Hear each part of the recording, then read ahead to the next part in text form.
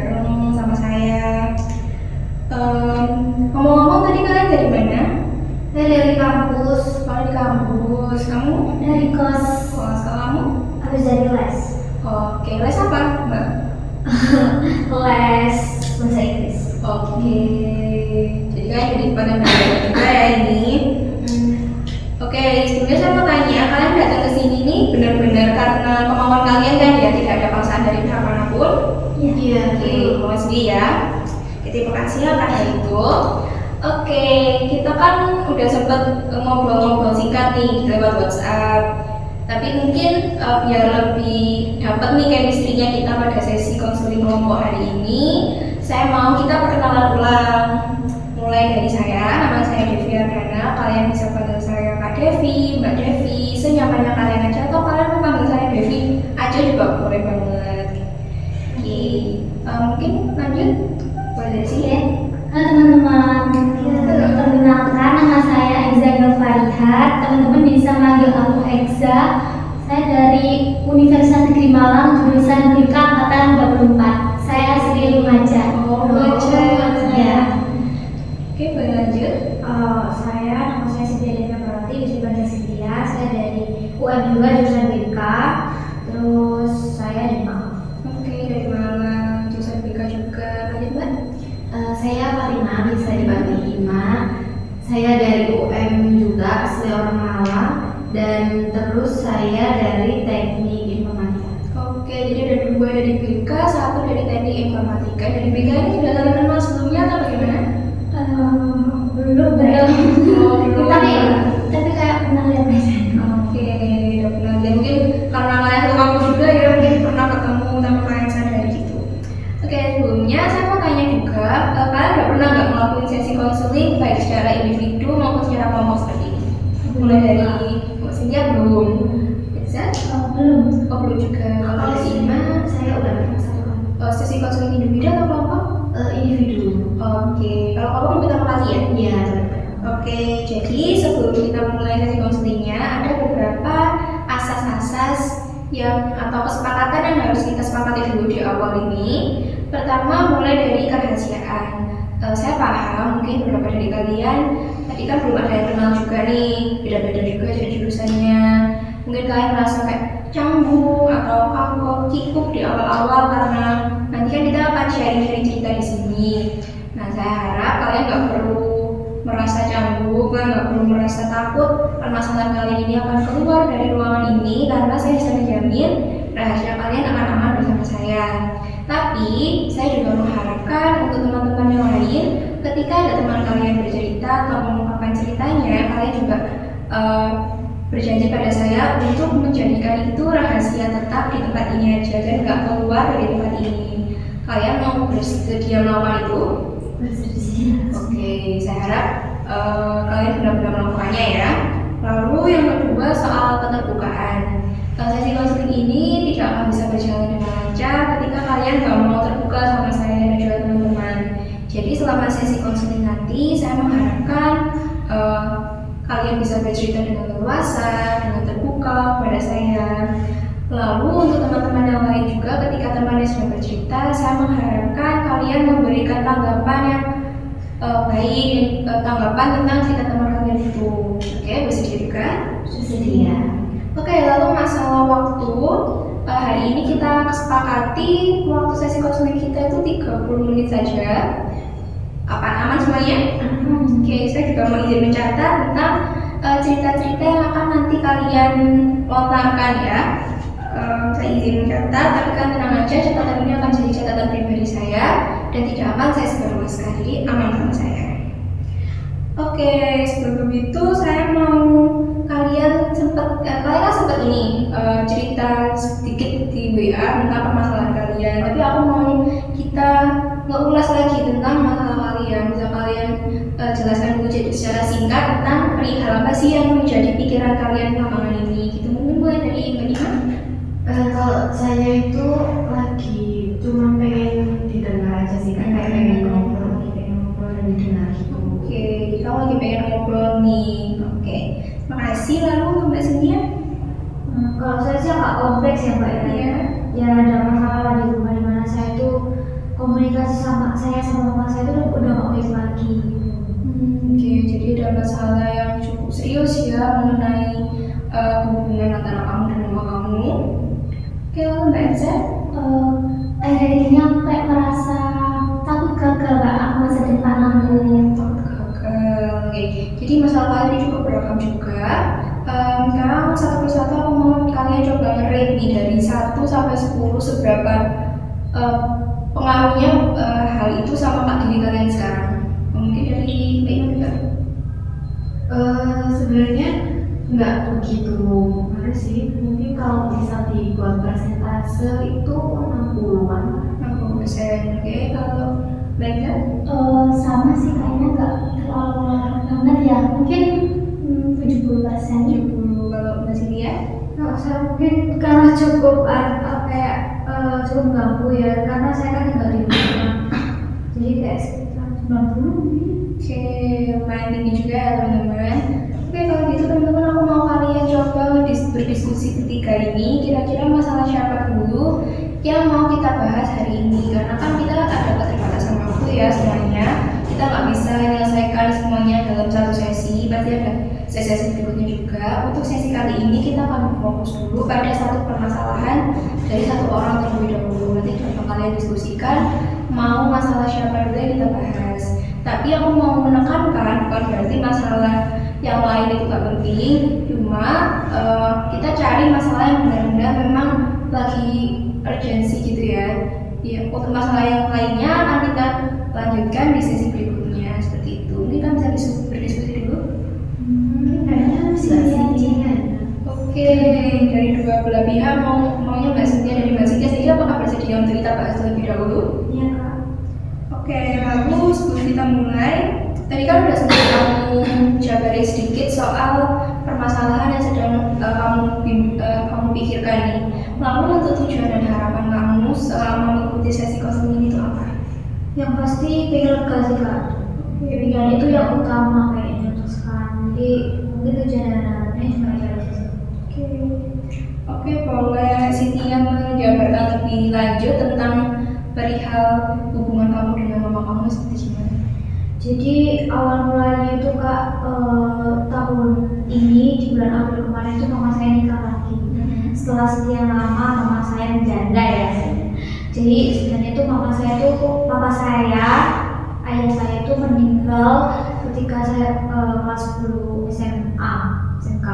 Nah kemudian tapi sebenarnya papa saya sudah meninggal itu papa saya sudah stroke gitu selama 10 tahun. Jadi mulai saya kelas 1 SD sebenarnya. Jadi selama itu saya juga nggak pernah ada dekat saya seorang ayah gitu kan, nggak pernah ada keterangannya. Jadi yang dari kecil sampai sekarang itu yang bekerja untuk saya itu adalah mama saya, terus yang menghidupi saya semuanya adalah mama saya gitu kan. Dan itu posisinya adalah mama saya benar-benar single, terus kayak apa ya, kayak benar-benar bisa sendiri gitu loh Kak, tanpa bantuan siapapun untuk menghidupi saya dan anak-anaknya yang lain. Terus habis itu tiba-tiba di bulan April kemarin mama saya menikah. Awalnya tuh saya itu sangat tidak setuju ya Kak. Sebenarnya tuh mama saya tuh udah ngasih tahu saya kalau mau menikah itu sekitar bulan Januari awal tanggal 1-an gitu. Jadi kayak pas tahun baru itu saya udah tahu dekatan mereka gitu kan, antara papa saya yang sekarang sama mama saya itu. Kemudian saya tuh nggak suka ketika mama saya tuh menjalin hubungan dengan pria ini gitu, karena saya nggak tahu maksudnya bagaimana, laki-laki ini baik atau enggak gitu. Terus habis itu pas tiba-tiba selama 3 bulan itu dari Januari, Februari, Maret itu saya berusaha berdamai gitu Kak. Saya berusaha mempersiapkan diri saya supaya saya tuh bisa kuat ketika mama saya akan menikah gitu loh. Karena gimana pun tuh saya nggak pernah ditanya pendapat saya gitu loh Kak. Jadi mama saya tuh nggak pernah sekalipun nanyain pendapat saya. Jadi yang ditanyain pendapatnya itu cuma kakak-kakak saya aja. Kayak saya nggak tahu kenapa saya tuh nggak pernah ditanyain pendapatnya. Mungkin karena saya juga anak bungsu ya Kak ya. Saya tuh nggak pernah dikasih kesempatan untuk ngasih keputusan atau ngasih apa ya, kayak tanggapan gitu di keluarga saya. Jadi saya tuh selalu dipandang saya tuh masih anak kecil aja gitu loh. Jadi nggak pernah kasih kesempatan atau mungkin mama saya sebenarnya sudah tahu kalau saya nggak setuju sama pernikahan mereka dan memilih untuk nggak nanya. Itu sih. Jadi kayak menurut saya itu adalah sebuah keputusan yang sangat jahat sekali dan sangat tidak adil sekali, karena saya pun sebagai anaknya, saya itu kan sebagai anaknya juga gitu, tapi nggak pernah dikasih kesempatan hal yang sama seperti anak-anaknya yang lain. Dan itu membuat saya itu cukup sedih dan cukup kecewa sekali dengan mama saya. Kemudian singkat cerita mungkin mama saya akhirnya menikah dengan laki-laki tersebut, tapi di hari pernikahannya saya untuk kabur, Kak. Karena saya nggak akan kuat ketika melihat mama saya menikah dengan orang lain gitu kan. Bahkan sebelum pernikahannya pun kita kan mama saya kan tinggal di gereja ya, kayak 1 minggu sebelum mama saya menikah itu sempat diumumkan akan ada pernikahan. Dan di situ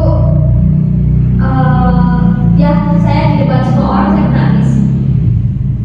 Pendeta saya bilang kalau mama saya sama bapak saya akan menikah, dan ternyata hal itu tuh saya kira itu saya nggak akan nangis gitu loh Kak, di tempat umum. Tapi ternyata hal itu tuh bikin saya down, karena saya tuh malu sama teman-teman gereja saya malu sama lingkungan gereja saya karena mama saya nikah lagi. Apalagi kalau di gereja itu kan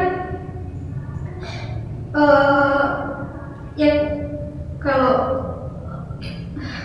maaf ya Kak, tapi aku boleh ditenangkan dulu nggak? Kalau kamu mau nangis dikeluarkan dulu, nggak perlu terburu-buru ceritanya, waktunya masih banyak juga, kamu bisa menenangkan diri dulu.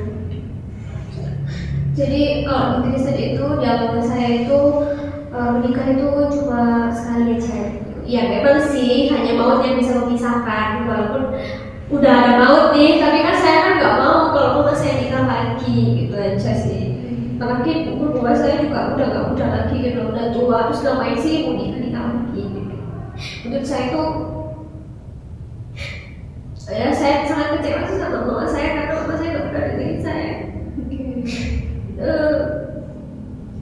Saya paham ya, pasti berat juga buat Cynthia, apalagi ketika orang tua Cynthia, apalagi mama Cynthia sendiri mengambil sebuah keputusan yang cukup besar di hidupnya tanpa melibatkan pendapat Cynthia sendiri, tanpa bertanya juga. Saya mengerti perasaannya, pasti Cynthia sangat kecewa, Cynthia pasti juga sedih, Cynthia pasti merasa tidak dilibatkan dalam urusannya, padahal Cynthia sendiri pun pasti punya pendapat yang cukup berbeda mungkin dengan mereka, dari saudara-saudara Cynthia juga tadi sempat Cynthia sebut.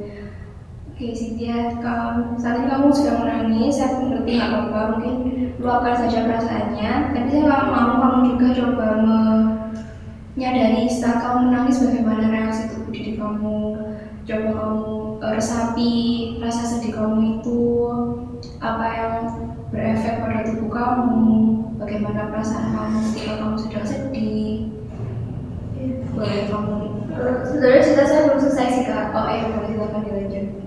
Jadi setelah pada saat itu sebelum mama saya menikah kan seperti umi itu, terus kayak saya nggak mau mama saya nikah, dan saya itu sampai ditanya sama pendeta saya juga, sama ibu gembala juga, kayak kenapa enggak. Saya itu diem aja, karena dari awal sampai akhir ibadah selesai itu saya diem aja gitu loh, karena nggak ada omongan apa-apa.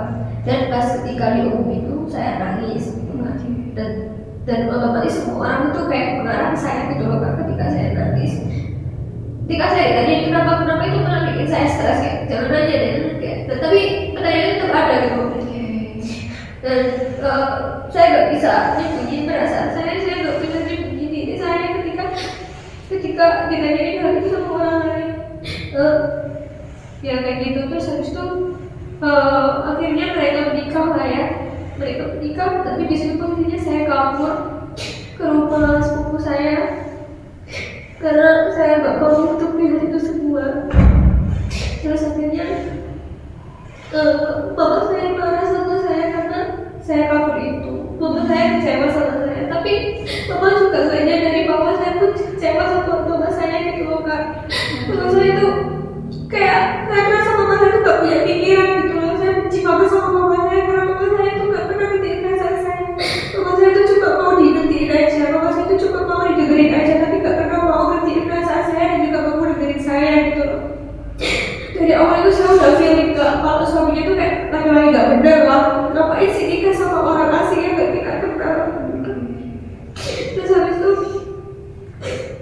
Terus setelah mereka nikah itu mereka tinggal lagi sama kami di rumah kami yang kecil itu. Jadi dalam satu rumah itu kita berempat, ada kakak saya, bapak saya dan laki-laki itu. Maka sampai sekarang saya sebenarnya nggak sudi panggil dia papa saya gitu loh kak.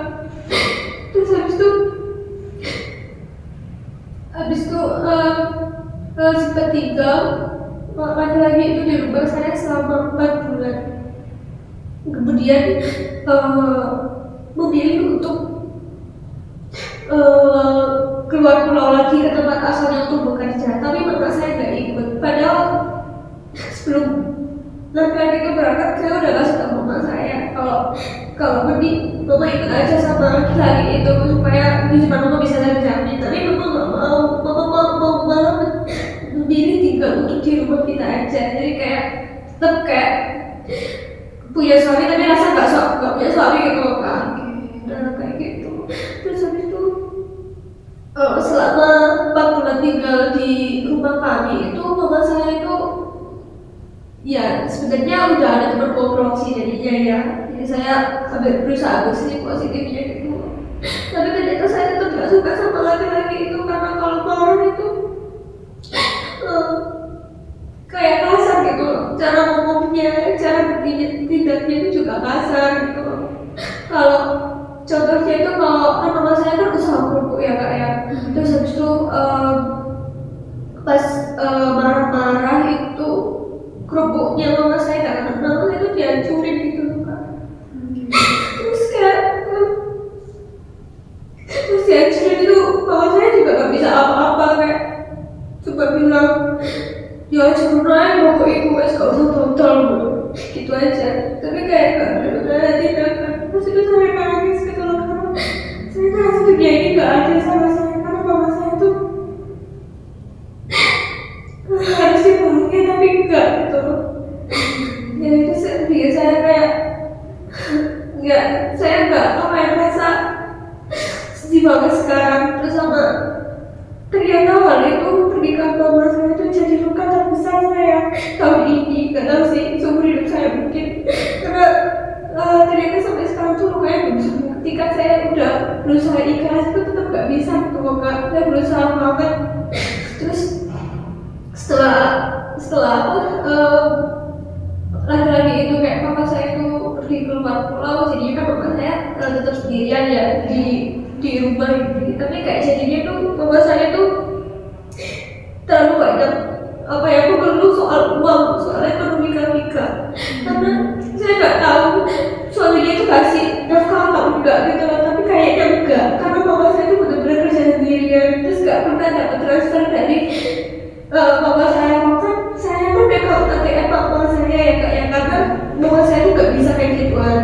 Jadi yang kelola apa ya, kalau misalkan papa saya minta uang itu saya yang ambilin gitu. Tapi saya nggak pernah kalau saya tuh nggak pernah ambil kalau nggak papa saya mau gitu. Jadi papa itu biasanya dapat transfer dari lembaran berbunya aja gitu. Terus saya disuruh ambil gitu kan. Tapi papa saya nggak pernah bilang kalau misalkan dapat transfer dari suaminya itu. Jadi yang saya tahu sama ini papa saya nggak pernah didaftarin gitu loh kan. Terus habis itu jadinya kayak saya merasa ngapain sih kamu nikah gitu, ngapain sih kamu nikah kalau akhir-akhirnya kayak gini buat apa gitu. Jadi bapak saya tetap sendirian, bapak saya tetap gak ada orang yang nafkahin juga. Terus buat apa menikah gitu kan. Dan dari awal tuh feeling saya udah kuat banget, tapi gak ada satupun orang yang bisa percaya sama saya gitu kak. Jadi ya sekarang hal yang saya takutkan dan feeling saya itu ternyata benar, kayak semua orang itu juga diem aja, anak-anaknya yang juga tutup mata tutup telinga. Yang dengerin itu saya kak, yang dengerin keluar bapak yang dengerin itu saya. Karena orang kayak saudara-saudara saya lain, kakak-kakak saya lain itu mereka gak satu rumah dan mereka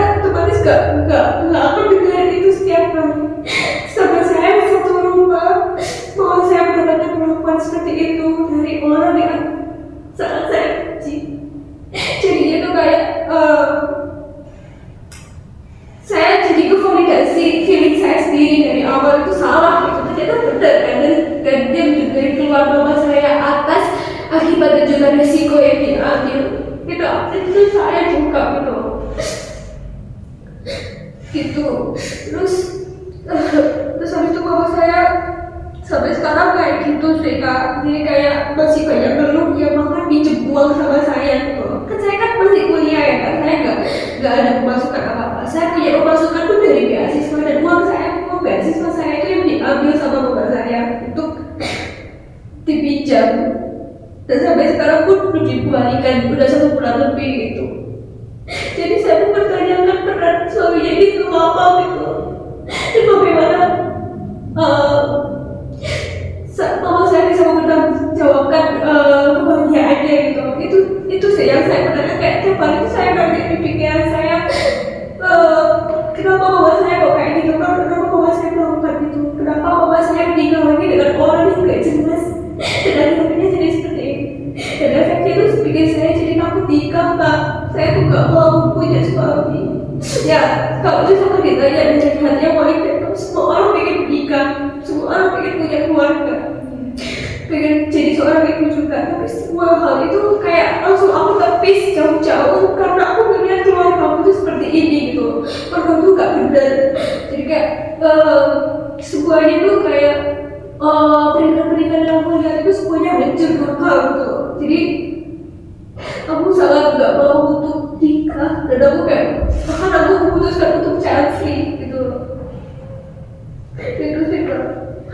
Oke, jadi permasalahan kamu saya dengarkan, cukup banyak hal yang membuat kamu merasa kecewa, membuat kamu merasa sedih, mulai dari pernikahan mama kamu, suara kamu yang gak didengar, keluhan mama kamu setiap hari harus kamu dengar, dan pembuktian bahwa sebenarnya selama ini kamu pikirkan itu ternyata benar, tapi semua orang seakan-akan gak peduli dan berusaha menutup mata atas hal yang sebenarnya sudah kamu ingatkan, sudah kamu coba jelaskan di awal pada mereka, tapi nggak ada yang mau dengar.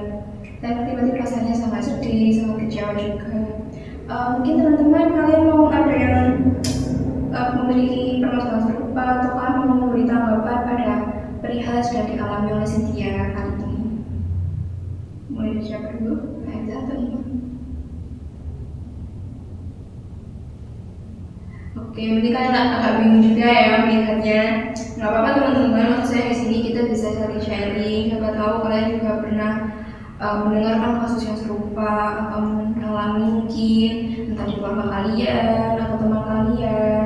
Mungkin kalian juga juga cerita-cerita di sini, nggak masalah. Siapa tahu kita bisa menemukan suatu pandangan yang baru tentang hal yang mungkin aja selama Cynthia cerita tadi ada hal yang masih terlewatkan atau hal yang masih belum dipahami seperti itu. Gimana? Ada mau nanya aja. Oh, boleh silakan. Tadi Mbak Cynthia kan, apakah pernah sempat bilang ke mama Mbak Cynthia bahwa apa yang dirasakan Mbak Cynthia atau dirasa Mbak Cynthia sejak awal udah Mbak Cynthia rasakan, atau udah pernah ngobrol sama mama? Kalau terkait feeling saya akan pernikahan itu tuh enggak pernah bilang, karena ya saya kan menghargai bapak saya juga betul kak. Karena ya masa orang mau sudah menikah saya bilang kayak gitu kan juga nggak benar. Jadi saya udah pernah komunikasi aja, tapi lebih hal yang lain. Jadi saya bilang kayak nikah, kayak nanya tentang hal itu, terus katanya ya bapak saya begini untuk menikah karena supaya nggak sendirian, terus habis itu ada yang nafkahin gitu. Tapi ternyata semua itu berbeda terbalik sama harapan bapak saya. Bapak saya udah sendirian lagi sekarang karena laki-laki itu keluar pulau, kerja di luar pulau gitu lah. Terus bapak saya juga ternyata nggak nafkahin. Terus buat apa nikah gitu? Itu pertanyaan saya.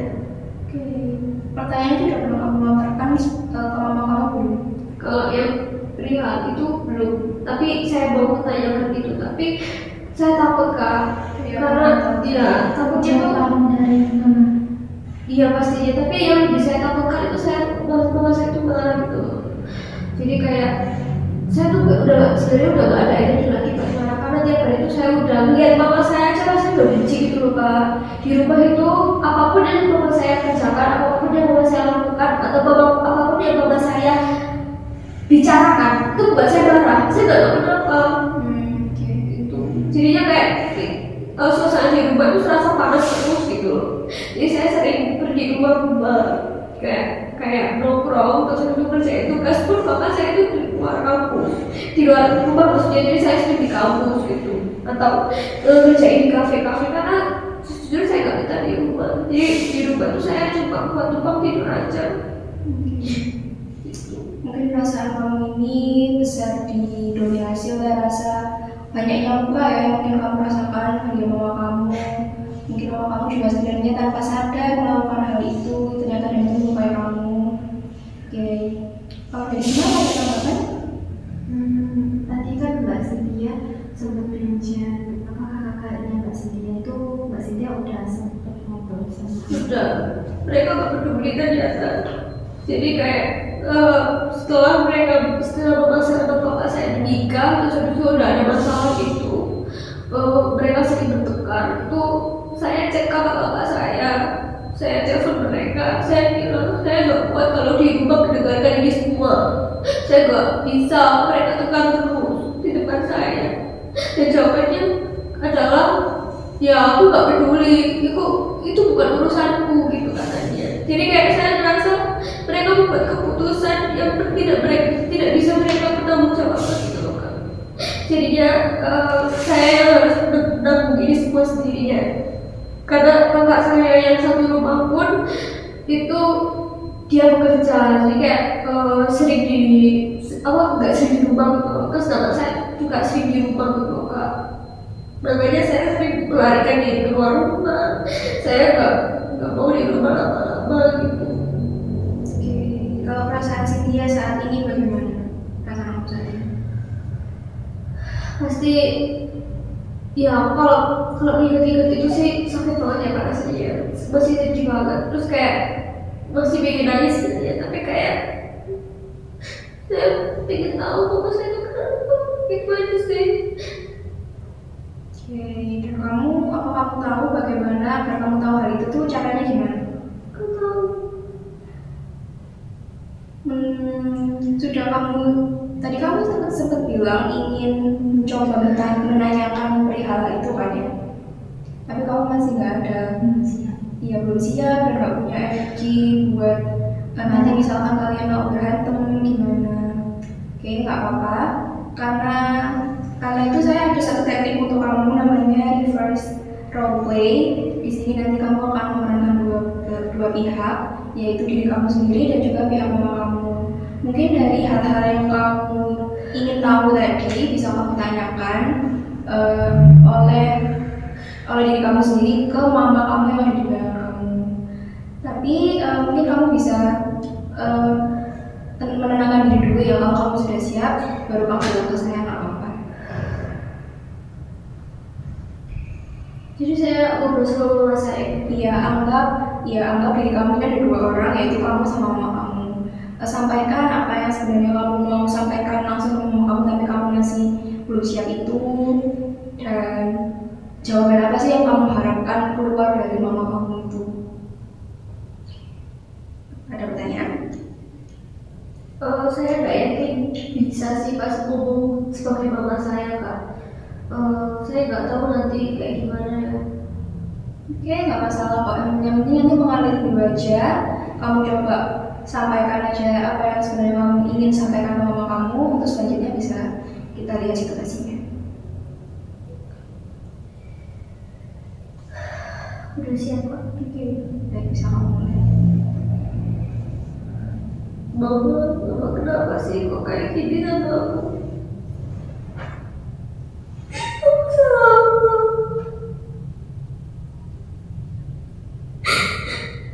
Aku dari kecil sampai besar aku bukan anak yang bilang kamu rasa. Aku dari kecil sampai besar juga sering banget nurut sama mama. Bahkan aku masa SD pun selalu mama bawa buat kerja, bangun pagi pulang sore buat nemenin kerja mama sambil sekolah. Awas sama yang aku lakukan itu gak cukup buat mama. Kenapa mama berlama-lama kayak gini? Aku gak mau mama nikah.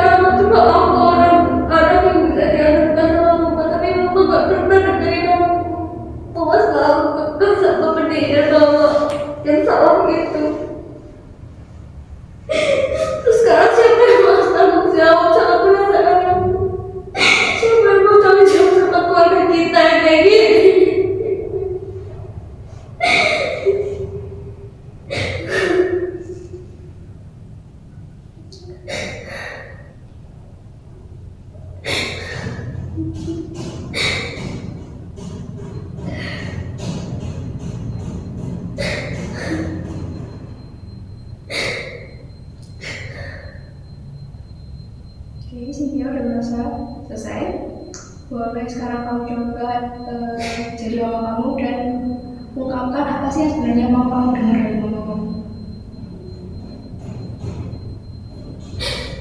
Dan mama ngelakuin ini semuanya buat keluarga kita,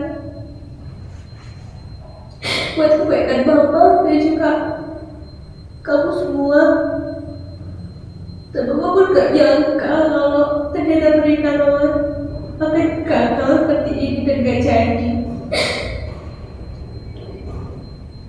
Maafin mama kalau ternyata pernikahan mama itu membawa luka yang besar buat kamu.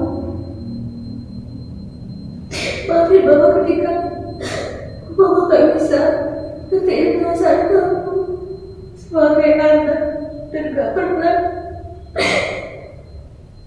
berusaha banyak untuk nanyain pendapat kamu sebagai anak.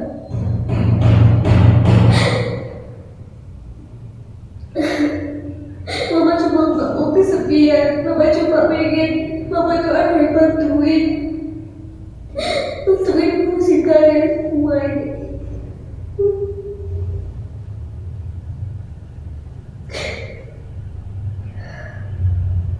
Tapi Ma, ini bukan yang aku inginkan. Kalau mama kesepian, tapi lagi-lagi itu bisa lebih mama seumur hidup ya gak apa-apa. Tapi ternyata kenyataannya itu kayak gini gitu. Mama pun juga gak ada yang maafkan. Mama tau gak sih, aku kecewa banget sama mama. Aku benci banget sama mama. Mama bawa luka yang besar banget sama aku. Mama kayak biasa gak peduli lagi sama aku. Mama cuma peduli sama laki-laki yang sebenarnya gak jelas itu. Dan ketika aku minta mama untuk tinggal sama laki-laki tersebut, mama gak mau. Mama itu maunya apa?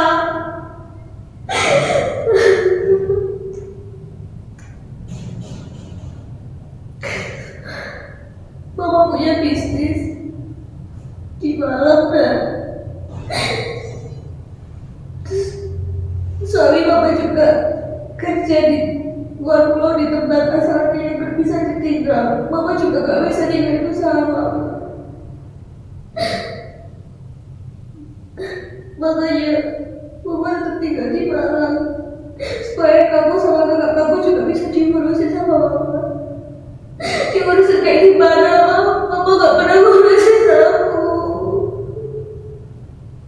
Mama gak pernah benar-benar peduli sama aku, gak pernah nanyain keadaanku.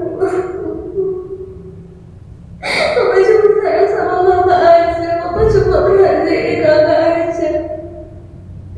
Aku dari dulu sering dianggap mandiri, dianggap dewasa, tapi mama gak pernah nanyain benar-benar perasaanku kok kayak gimana.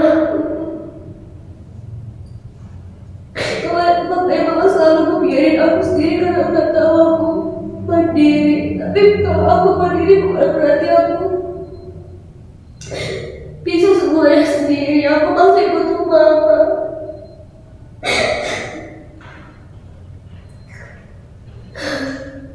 Udah Kak, tapi aku gak tahu jawaban mamaku seperti apa. Oke, kamu kasih dia. Terima kasih kamu udah punya cukup keberanian yang luar biasa banget buat mengungkapin perasaan kamu, buat berusaha mengungkapin juga apa yang kamu harapkan dari mama kamu. Oke, teman-teman, saya mau kalian kasih tanggapan tentang cerita dari Cynthia tadi, mungkin boleh.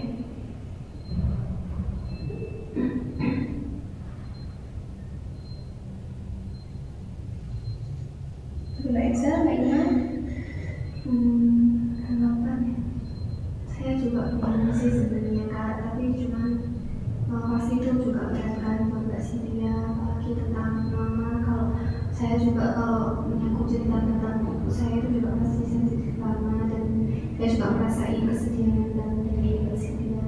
Mungkin kalau dari saya emang saya nggak tahu mau ngomong apa gitu, cuman semangat sih Mbak Cynthia. Tapi pasti nggak mudah, aku tahu. Dari dia sendiri, setelah kamu melakukan dialog antara diri kamu sama mama kamu, hal apa yang kamu dapat? Aku lega banget sih yang pertama ya. Terus habis itu walaupun aku kayak gak benar-benar tahu sebenarnya rasa mamaku itu apa. Cuma dia yang aku tahu alasan mamaku ya supaya anak-anaknya bisa keurus, bisa ada yang bantuin nafkah, terus habis itu biar aku gak kesekian lagi. Cuma itu yang aku tahu, tapi aku gak tahu alasannya sekarang gimana yang sebenarnya. Terus sama kondisi mamaku yang sekarang tetap sendirian itu dan memilih untuk gak ikut selama itu apa gitu. Itu yang aku gak tahu. Cuma gara-gara bisnis aja kan bisa dimulai lagi di tempat baru gitu kan. Ya itu sih. Terus yang aku dapat juga aku baru menyadari bahwa ternyata luka aku tuh benar-benar selesai gitu loh. Karena udah hampir setahun ya udah berlalu gitu. Tapi kan ternyata dibawa luka yang cukup parah atau luka yang cukup besar buat aku gitu. Sehingga hari ini aku nangis di depan kalian semua itu aku rasa itu jadi bukti kalau ternyata aku gak benar-benar sembuh gitu. Karena selama ini aku tuh berusaha, aku gak apa-apa kok, aku fine. Padahal dan aku tuh juga sadarnya itu aku gak apa-apa gitu loh kak. Jadi kayak ya udah berlalu gitu. Ternyata ketika aku sedang aku masih nangis dan sakit banget hati aku gitu loh kak. Jadi aku rasa aku belum benar-benar sembuh gitu. Oke, saya paham, nggak gampang juga, apalagi dengan luka yang sebesar itu untuk sembuh dalam waktu yang cukup singkat, apalagi hanya setahun, itu pasti waktu yang sangat singkat juga. Masih banyak hal-hal juga yang masih belum terjawab dari diri kamu atau mama kamu, dan itu nggak masalah juga.